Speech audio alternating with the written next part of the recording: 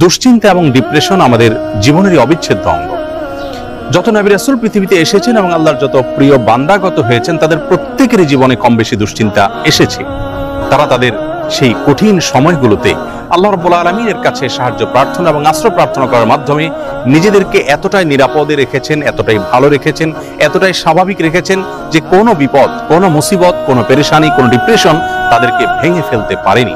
বরং বিপদেও তারা হেসেছেন এবং স্থির থেকেছেন মানসিকভাবে।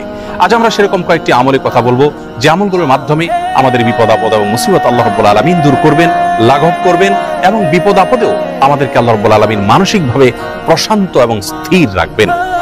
আর সেই আমলগুলোর মধ্যে থেকে সর্বপ্রথম এবং প্রধান যে আমলটির কথা বলবো তা হলো যিকরুল্লাহ বা আল্লাহর জিকির। আল্লাহর জিকির এর চাইতে কার্যকর কোনো ঔষধ আর নেই ডিপ্রেশন দূর করবার জন্য। কোরআনে কারীমে আল্লাহ তাআলা বলেছেন, আল্লাহ বিযিকরিল্লাহি তাতমাইন্নুল কুলুব। আল্লাহ তাআলার জিকির এর মাধ্যমে মানুষের অন্তরসমূহ প্রশান্ত হয়ে থাকে। অতএব আল্লাহ তাআলার স্মরণ অন্তরে রাখা, মুখে আল্লাহ তাআলার কথা বলা, আল্লাহর সঙ্গে একান্তে কথা বলা, এর মাধ্যমে ডিপ্রেশন দূর করা যায় সবচেয়ে সহজে। আল্লাহর জিকির বা যিকরুল্লাহর একটা বিশেষ পদ্ধতি হলো কোরআনে কারীমের তিলাওয়াত। কোরআনে কারীমের তিলাওয়াত যদি আপনি করেন অর্থ সহকারে বুঝে, দেখবেন মানসিকভাবে আল্লাহ রাব্বুল আলামিন অলৌকিকভাবে, বিস্ময়করভাবে আপনার মধ্যে প্রশান্তি সৃষ্টি করে দিবেন। যিকরুল্লাহ বা আল্লাহর জিকিরের আরেকটি বিশেষ পদ্ধতি হলো সকাল এবং সন্ধ্যায় প্রিয় নবী সাল্লাল্লাহু আলাইহি সাল্লাম অনেকগুলো জিকির এবং দোয়া আল্লাহর কাছে নিবেদন করতেন। সেগুলো যদি আমরা নিয়মিত করতে পারি তাহলে সেক্ষেত্রে যিকরুল্লাহ এর মাধ্যমে দুশ্চিন্তা এবং ডিপ্রেশন থেকে বাঁচার উপায় আমরা খুঁজে পাবো ইনশাআল্লাহ বিইজনিল্লাহ। দ্বিতীয় যে আমলটির মাধ্যমে দুশ্চিন্তা এবং পেরেশানি থেকে আমরা মুক্তি লাভ করতে পারি তা হলো প্রিয় নবী সাল্লাল্লাহু আলাইহি সাল্লামের সারা জীবনের একটি গুরুত্বপূর্ণ আমল এবং স্পেশাল জিকির, যে জিকির তিনি আল্লাহ তাআলার কাছে নিবেদন করতেন তার কঠিন সময়, যখন দেয়ালে পিঠ থেকে যেত ঠিক সেই সময়।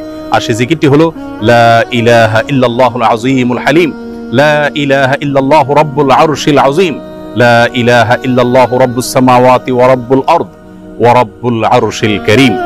এই জিকিরের মাধ্যমে আল্লাহ রাব্বুল আলামিনের একত্ববাদের স্বীকৃতি, আল্লাহর মাহাত্ম্যের বর্ণনা করার মাধ্যমে আমরা দুশ্চিন্তা এবং পেরেশানি থেকে মুক্তি লাভ করতে পারবো ইনশাআল্লাহ বিইজনিল্লাহ। তৃতীয়ত যে আমলের মাধ্যমে আমাদের বিপদ আপদ এবং কঠিনতম সময়ে আল্লাহ তাআলার আশ্রয় প্রার্থনা করতে পারি, দুশ্চিন্তা থেকে মুক্তি লাভ করতে পারি, সে দোয়াটি প্রিয় নবী সাল্লাল্লাহু আলাইহি সাল্লাম সারা জীবন নিয়মিত পাঠ করতেন। আনাস রাদিয়াল্লাহু তাআলা আনহু তার 10 বছরের সেবক ছিলেন। তিনি বলেছেন, আমি নবী আলাইহিস সালামকে দেখেছি এই দোয়া সবসময় তিনি পাঠ করতেন এবং আল্লাহ তাআলার কাছে দুশ্চিন্তা এবং পেরেশানিতে আশ্রয় প্রার্থনা করতেন।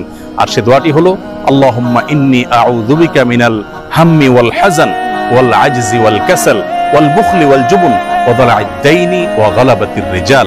দোয়াটির অর্থ হলো আল্লাহুম্মা ইন্নী আউযু বিকা মিনাল হাম্মি ওয়াল হাযান, আল্লাহ আপনার কাছে আমি আশ্রয় প্রার্থনা করি, মুক্তি চাই পেরেশানি, দুশ্চিন্তা এবং ডিপ্রেশন থেকে, এবং ওয়াল আজজি ওয়াল